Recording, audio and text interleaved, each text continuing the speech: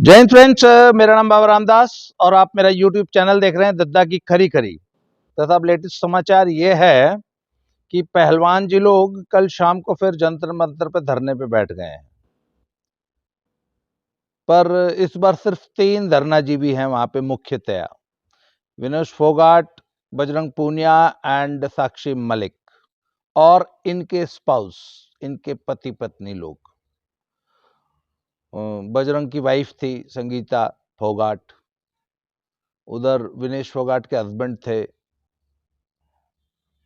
और साक्षी मलिक के हस्बैंड सत्यव्रत पहलवान जी।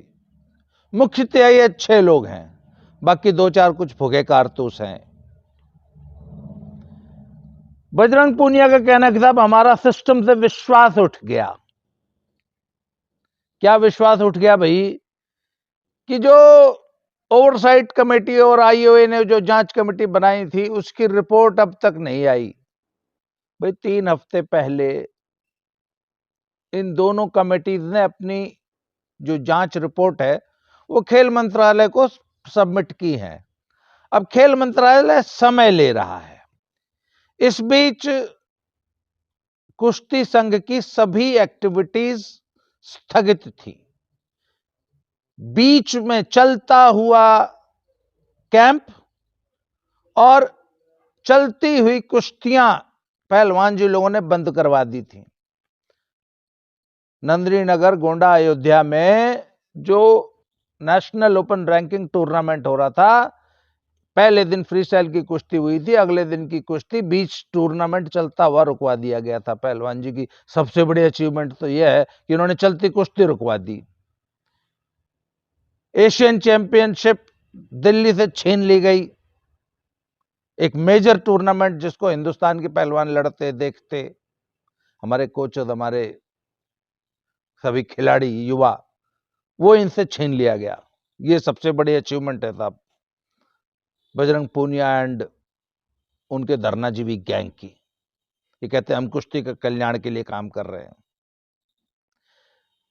इन्होंने चला चलाया कैंप लखनऊ से बंद करा दिया, फिर 2 महीने बाद लखनऊ में कैंप शिफ्ट कराया। लखनऊ से बहालगढ़ में कैंप लगा। 40 लड़कियों को आना था, सिर्फ 4 आई। बाकी की फर्जी हाजिरी स्पोर्ट्स अथॉरिटी ऑफ इंडिया ने लगवाई।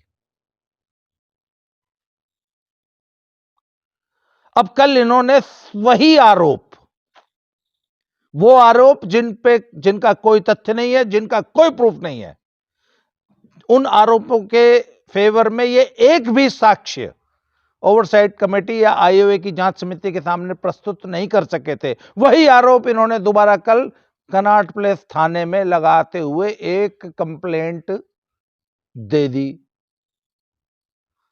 दिल्ली पुलिस का या दुनिया की किसी भी पुलिस का किसी भी कंप्लेंट को, किसी भी शिकायत को हैंडल करने का एक स्टैंडर्ड ऑपरेटिंग प्रोसीजर है, एसओपी। अगर तो ताजी ताजी घटना हुई है, मतलब अभी हुआ 2-4 घंटे, 10 घंटे, एक रात पहले कोई घटना हुई है, तो पुलिस तुरंत मौके पे जाएगी, मौके को सील करेगी, वहां से सारा फॉरेंसिक एविडेंस इकट्ठा करेगी और तुरंत बिना देरी किए, 1 सेकंड की देरी किए बिना भी जो एक्यूज्ड है उसको गिरफ्तार करने की कोशिश करेगी, उसको पकड़ के लाएगी और उसकी बॉडी पे जो फॉरेंसिक एविडेंस बचा हुआ है घटना का, उसको इकट्ठा करती है। अगर तो ताजी घटना है, अगर कोई लड़की कंप्लेंट करे तो एकदम भाई ताजी रात की घटना है, तुरंत जाके, क्योंकि अभियुक्त और विक्टिम, एक्यूज्ड और विक्टिम दोनों के शरीर पर उस वक्त फॉरेंसिक एविडेंस मौजूद होता है, जिससे कि पुलिस घटना को कोर्ट में प्रूव कर सकती है, एक्यूज्ड को सजा दिला सकती है, क्योंकि एविडेंस अभी उसके शरीर पे और घटनास्थल पे मौजूद है। अब ये तो ऐसा कोई केस है नहीं, ये तो कई साल पुराने, 10 साल पुराने, 5 साल पुराने, 2-4 साल पुराने आरोप हैं। तो ऐसे में जबकि तुरंत कोई एविडेंस मिलना नहीं है घटनास्थल से या एक्यूज्ड के ऊपर से या विक्टिम के ऊपर से, विक्टिम की बॉडी से। तो फिर पुलिस क्या करती है, आरोप लगाने वाले लोगों को बोलती है कि भैया आपने जो आरोप लगाए हैं उसके जो भी साक्ष्य आपके पास है वो हमें दे दीजिए, फिर हम जांच करेंगे, और यदि कोई कोर्ट में प्रस्तुत करने लायक, कोर्ट में प्रूव करने लायक यदि कोई केस है तो हम एक्यूज्ड को चार्जशीट करके, गिरफ्तार करके, चार्जशीट करके कोर्ट में चार्जशीट दे देंगे, फिर कोर्ट में मुकदमा चलेगा, कोर्ट फैसला देती रहेगी। तो इनका केस चूंकि पुराना है, तो कनॉट प्लेस की पुलिस ने 2 दिन पहले जब ये कंप्लेंट लेके गए तो उन्होंने कहा जी साक्ष्य दे दो, जाओ हम जांच कर रहे हैं। और ये सीधे कनॉट प्लेस से उठे और आके जंतर मंतर पे फिर बैठ गए, हमारे साथ न्याय नहीं हो रहा, हमारा सिस्टम से भरोसा उठ गया। अरे भैया, मैगी भी, जो मैगी होती है ना, मैगी वो भी कहने को ही 2 मिनट की होती है, उसको बनाने में भी 10 मिनट लगते हैं। तो जांच समिति ने अपनी जांच की, 4 हफ्ते का उनको टाइम दिया गया था, 4 हफ्ते में पूरी नहीं हुई, वो जाके उन्होंने 2 हफ्ते का समय और मांग लिया। उन्होंने 6-8 हफ्ते में अपनी जांच पूरी की। उसके बाद वो जो जांच की उसको इन राइटिंग गवर्नमेंट को प्रस्तुत करना था। अब 6-6 कमेटी के मेंबर्स थे, कोई नहीं बोला कोई मैं साइन नहीं करूंगा, सबके अपने अपने इश्यूज थे। खैर वो किसी तरह वो जांच कमेटी की रिपोर्ट सबमिट हुई है। तो रेसलिंग फेडरेशन ऑफ इंडिया ने, ये जो मैं आज वीडियो बना रहा हूं ना, ये आम जनता और आम कुश्ती प्रेमी और खिलाड़ियों को, पहलवानों और उनके पेरेंट्स और कोचेस के लिए बना रहा हूं कि आप समझिए कि आपके साथ क्या गेम हो रहा है। बजरंग पूनिया एंड गैंग और ये सारा धरनाजीवी गैंग पहलवानों के साथ कौन सी गेम, कौन सी पॉलिटिक्स कर रहा है, ये मैं आपको आज बताने की कोशिश कर रहा हूं। तो तब जब 3 महीने बीत गए और कुश्ती संघ के अध्यक्ष ब्रजभूषण सिंह ने, जब इनके खिलाफ ये धरनेबाजी शुरू हुई, जब इन्होंने कंप्लेंट की आईओए में 7 खिलाड़ियों ने, तो उन्होंने कहा कि ठीक है, निष्पक्ष जांच के लिए मैं 4 हफ्ते खुद को कुश्ती संघ के सभी क्रियाकलापों से अलग करता हूं, विरत करता हूं। वो 4 हफ्ते साइड में हो गए। भारत सरकार ने कुश्ती संघ की सारी एक्टिविटीज को ठंडे बस्ते में डाल दिया, सभी एक्टिविटीज रोक दी गई। जांच कमेटी जांच करने लगी, उसने एक एक मेंबर को बुलाया, कुछ को जूम पे बुलाया, कुछ को साक्षात बुलाया, सामने बिठा के वीडियो कैमरा के तहत बयान लिए गए और सबसे शपथ पत्र, एफिडेविट पे बयान लिए गए। तो जब 3 महीने से भी ऊपर हो गया और सारी कुश्ती की एक्टिविटीज ठप थी, तो भारतीय कुश्ती संघ ने खेल मंत्रालय को लिखा कि साहब हमने 4 हफ्ते खुद को कामकाज से अलग किया था, अब 4 हफ्ते क्या 4 महीने होने को आ गए और हम इससे ज्यादा वेट नहीं कर सकते और कुश्ती का बहुत नुकसान हो रहा है, इसलिए हम अब अंडर 17 नेशनल चैंपियनशिप और जो बचा हुआ रैंकिंग, नेशनल रैंकिंग टूर्नामेंट था, उसको कंडक्ट करने जा रहे हैं। खेल मंत्रालय ने कहा हां करो, ओवरसाइट कमेटी और जांच आईओ की जांच कमेटी की रिपोर्ट आती रहेगी। तो जब कुश्ती संघ ने नंदिनी नगर में नेशनल्स की घोषणा कर दी, तो पहलवान जी लोगों का बयान आया, नेशनल क्यों हो रहा है, गोंडा में क्यों हो रहा है, ब्रजभूषण शरण सिंह के घर में क्यों हो रहा है। मतलब नंदिनी नगर में उनका जो स्कूल, एक कॉलेजेस का एक कैंपस है, वहां होता है, तो वो गृह क्षेत्र है ब्रजभूषण शरण सिंह जी का। तो इनकी सबसे बड़ी आपत्ति थी कि नेशनल्स क्यों हो रहा है। तो तब मैं इनसे पूछता हूं कि पहलवान जी लोग, आप वो लड़कियों को न्याय दिलाने की लड़ाई लड़ रहे हो, ब्रजभूषण सिंह शरण सिंह को जेल भेजने की लड़ाई लड़ रहे हो, या नेशनल्स रोकने की लड़ाई लड़ रहे हो? पहले तो आप ये बता दो। अगर नेशनल चैंपियनशिप हो रही है, पहलवान उसमें पार्टिसिपेट कर रहे हैं, पूरा देश वहां कुश्ती लड़ने आया हुआ है, तो इससे आपको क्या आपत्ति है? आप ये नेशनल चैंपियनशिप पहले तो बताओ रोकना क्यों चाहते हो? दूसरी बात, आप ब्रजभूषण शरण सिंह से कोई व्यक्तिगत लड़ाई लड़ रहे हैं, लड़कियों को न्याय दिलाने की लड़ाई लड़ रहे हैं, या कुश्ती संघ पे कब्जे की लड़ाई लड़ रहे हैं? ये आपको भी मालूम है। आपकी जानकारी के लिए मैं बता दूं, सभी पहलवानों को मालूम है, सभी कोचेस को मालूम है, कुश्ती के सभी पेरेंट्स को मालूम है, अभिभावक जो अपने खून पसीने की कमाई से अपना खुद भूखा रहे कि अपने बच्चे को पहलवानी कराना ना, उन पेरेंट्स को यह जानने की जरूरत है कि साहब ब्रजभूषण शरण सिंह अपने 3 कार्यकाल पूरे कर चुके हैं। अब उनको कुश्ती संघ के अध्यक्ष का चुनाव नहीं लड़ना है। वो उसका कुश्ती संघ का संविधान ऐसा है कि अब वो चुनाव नहीं लड़ सकते, अब वो अध्यक्ष आगे नहीं बने रह सकते। तो अब कोई नया अध्यक्ष बनेगा, कौन बनेगा ये भविष्य के गर्त में है। वो कोई अपना प्रॉक्सी कैंडिडेट खड़ा करेंगे, अपने परिवार का किसी को लड़ा देंगे, और कोई उनका डमी कैंडिडेट खड़ा हो जाएगा, ये उनके मैटर है। पर अब ब्रजभूषण शरण सिंह कुश्ती के अगले अध्यक्ष नहीं होंगे। ये बात बजरंग पूनिया एंड धरनाजीवी गैंग को अच्छी तरह मालूम है। तो आप जब ये ब्रजभूषण शरण सिंह के खिलाफ जो ये लड़ाई लड़ रहे हैं, कहीं ये कुश्ती संघ पे कब्जा करने की लड़ाई तो नहीं है?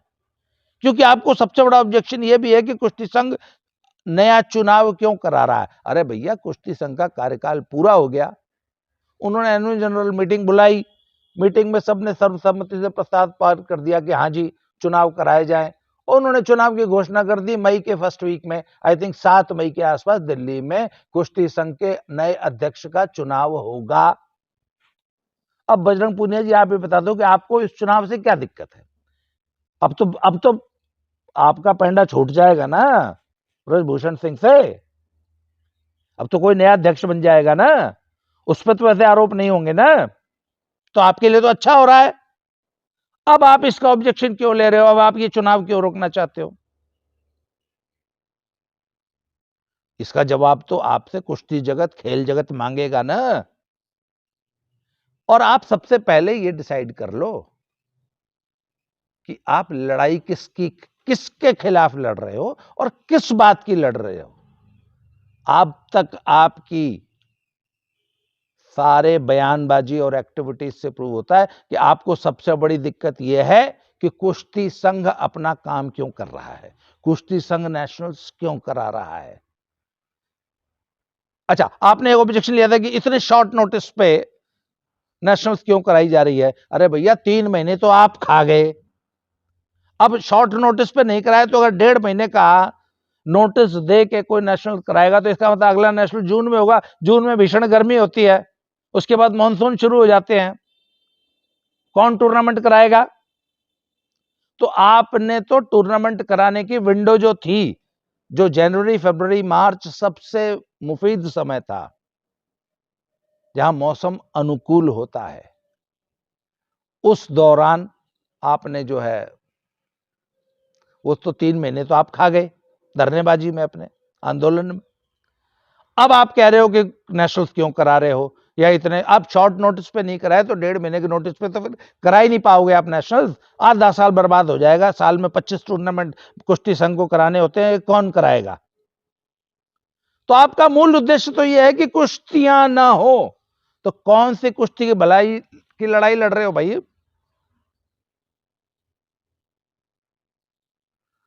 और अब जब कल इन्होंने जो वापस धरना दिया है ना, तो कल तो एक तो इनको देखिए, एक बात मैं बता दूं आपको, कुश्ती जगत से तो इनको अब समर्थन मिलने से रहा है, इनके समर्थन में कोई नहीं आएगा। 2-4 फूके कारतूस आ जाए तो आ जाए, वो भी उनके वेस्टेड इंटरेस्ट है, उनका भी निगाह जो है वो कुश्ती संघ की पॉलिटिक्स पर ही है। असल कुश्ती प्रेमी इनके साथ आके खड़ा नहीं होगा, क्योंकि आज भारत का हर पहलवान, हर कुश्ती प्रेमी यह जान चुका है कि ये अपने निजी स्वार्थ की लड़ाई लड़ रहे हैं, इनको कुश्ती की भलाई से कोई मतलब नहीं है। तो अब इनके समर्थन में आया कौन? पूर्व गवर्नर सत्यपाल मलिक, न 3 में न 13 में, और 1-2 हरियाणा की खाप पंचायतें, कल बजरंग पूनिया ने बयान दिया कि सभी राजनीतिक दलों का स्वागत है हमारे मंच पे। अब ये राजनीतिक दलों को न्योता दे रहे हैं, तो कौन से राजनीतिक दल आएंगे साहब, आप बताओ ना। ये पहलवानों के धरने में कल बजरंग पूनिया ने बयान दिया है।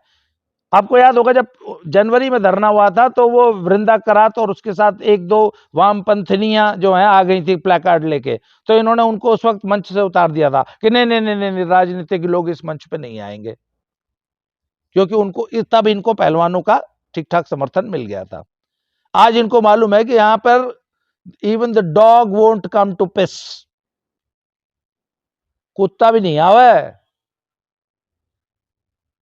तो उन्होंने कहा सभी राजनीतिक दलों का स्वागत है।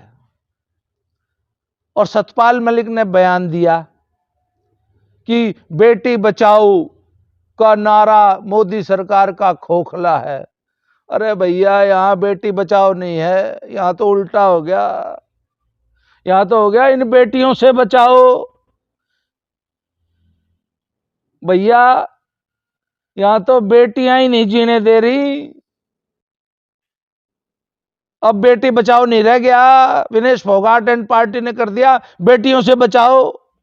किसी पर भी झूठा आरोप लगा के कलंकित कर देंगी, समाज में जीने लायक नहीं छोड़ेंगी। कुछ भी झूठा आरोप लगा के किसी भी व्यक्ति को कलंकित कर दो, उसकी सामाजिक प्रतिष्ठा को धूमिल कर दो, उसको समाज में रहने लायक मत छोड़ो। यह काम किया है इन्होंने, बेटी बचाओ वालियों ने। अच्छा, ये ओवरसाइट कमेटी में और आईओए की जांच समिति के सामने प्रस्तुत हुई। इन्होंने आरोप क्या लगाए? एक कहती है जी मेरी सुंडी में, नाभि में हाथ लगाया था 2015 में जब मैं टर्की गई थी। जांच कमेटी ने पूछ लिया अध्यक्ष जी से, क्या भैया 2015 में इसकी नाभि में हाथ लगाया था? बोला जी 2015 में तो ये तुर्की गई नहीं थी। फिर इसके ध्यान आया, हाँ सॉरी मेरे से गलती होगी, जबकि इसने एफिडेविट लिख के दिया है, शपथ पूर्वक कहा है कि मुझे 2015 में तुर्की में इन्होंने नाभि में हाथ लगाया था। उन्होंने बोला ना ना ना, वो तो मैं भूल गई थी, मेरे से गलती हो गई, ये तो 2016 में वहां गए थे जी, मंगोलिया या कहा, वहां वहां वहां मेरे साथ हुआ था। बोले जी 2016 में मैं मंगोलिया नहीं गया था। फिर इन्होंने क्या आरोप लगाए जी, हमारे कंधे पे हाथ रख के फोटो खिंचाते थे, हम अनकंफर्टेबल फील करते थे। कमेटी ने पूछ लिया अच्छा कब खिंचाई थी फोटो, एक आधी फोटो है आपके पास, दिखाओ। बोला जी फोटो तो नहीं है। कंधे पे हाथ रख के फोटो खिंचाने को, वो भी पूरे ग्रुप में, ये आरोप है इनके। कुछ लड़कियों ने आरोप लगा हमारे फोन नंबर मांगे, तो कमेटी ने पूछ लिया अच्छा मतलब कुश्ती संघ के अध्यक्ष ने आप लोगों से आपके फोन नंबर्स मांगे, वो तो प्रशासनिक कारणों से भी मांगे जा सकते हैं। तो उन्होंने बोला कि जी आपसे अध्यक्ष जी ने नंबर मांगे थे तो कभी फोन किया आपको? बोले जी नहीं, कभी फोन नहीं किया। तो इसमें क्या गलत बिहेवियर हो गया साहब? नंबर मांग लेना, उन्होंने प्रशासनिक कारणों से मांगे होंगे नंबर। फिर एक कहती है जी जब मैं मेडल जीत के आई तो मुझे गले लगा लिया। भैया ये कौन सा आरोप लगा रहे हो? तो बेटी बचाओ, इन आरोपों से मतलब यही है ना आपके ऊपर, आपने आरोप भी क्या लगाए कि मैं मेडल जीत के आई तो मुझे गले लगा लिया, और आप तो खुद कोच के कंधे पे चढ़ गई थी।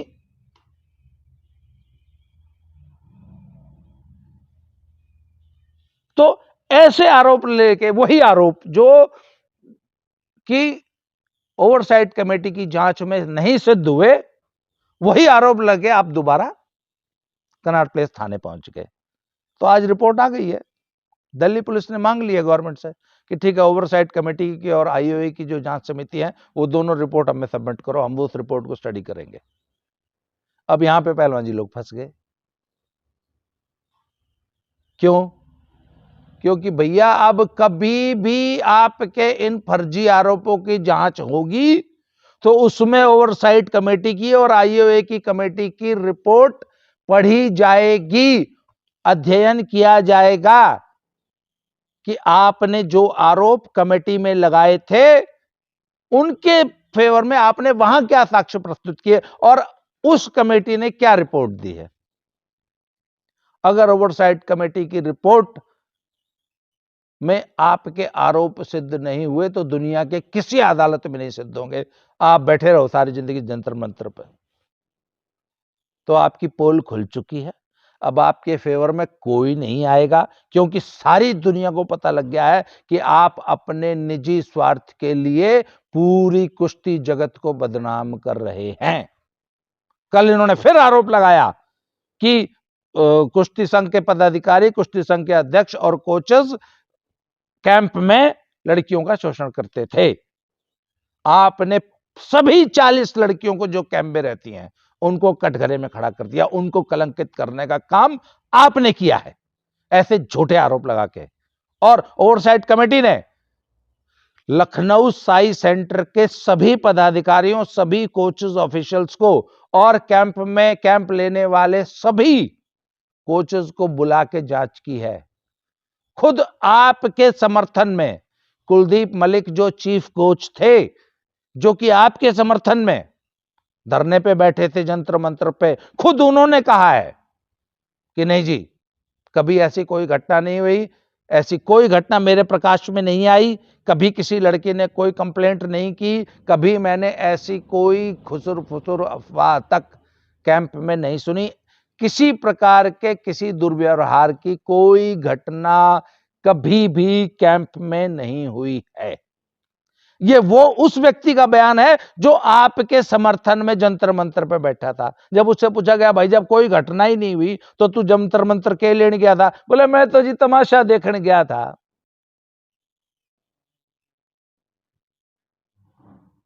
मतलब तमाशबीन इकट्ठे कर रखे हैं आपने अपने धरने में।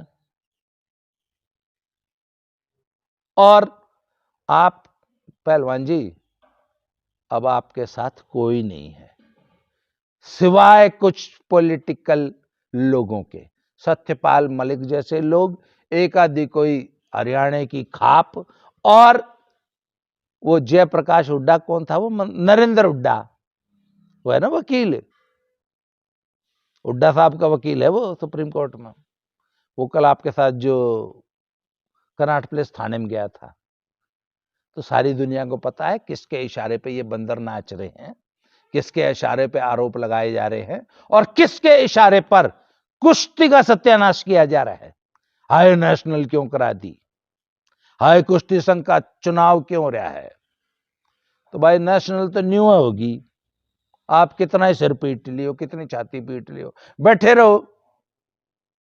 पर सारे कुश्ती जगत को पता चलना चाहिए कि ये लोग अपने निजी स्वार्थ की लड़ाई के लिए पूरी कुश्ती को बदनाम कर रहे हैं। कुश्ती की बच्चियों को तुमने बदनाम किया है। आज कुश्ती के सबसे बड़े दुश्मन तुम हो। तो जी अभी तक धरने पे बैठे हुए हैं, अभी तक कोई आया नहीं था समर्थन में। यही 4-6 लोग, Phogat sisters and family, Mahavir Phogat का परिवार जो है, बोला जी विनेश फोगाट के परिवारजन चरखी दादरी से कूच कर गए हैं समर्थन देने के लिए। ठीक है, घर घर का धरना, बैठे रहो। अब सरकार भी नहीं आपको उठाने आगे, बैठे रहो। वहीं 100 फुटपाथ पर देखे कितने दिन सोते हो, तारे की 36 धरने 24 घंटे लागे रहे हैं उड़े, बैठे रहो। सारी दुनिया को पोल पट्टी खुल चुकी है, सबको पता है तुम्हारा असली निशाना कहां है। तुमको सिर्फ कुश्ती संघ पर कब्जा करना है। 7 तारीख को चुनाव हो रहे हैं, लड़ लो न, पोल खुल जाएगी। तो ये फर्जीवाड़े बंद करो, इस पहलवानी का नाश मत करो। आज की वीडियो में इतना ही, अगले वीडियो में फिर से प्रस्तुत होंगे। शाम तक क्या डेवलपमेंट होती है, पहलवान जी लोग क्या करते हैं, उसके बाद अगली वीडियो में आपको मैं और नए तथ्य, जो भी नई डेवलपमेंट्स होंगे उसके बारे में अवगत कराऊंगा। आज के लिए इतना ही, बहुत बहुत धन्यवाद। बहुत जल्दी फिर से मिलते हैं। Thank you very much.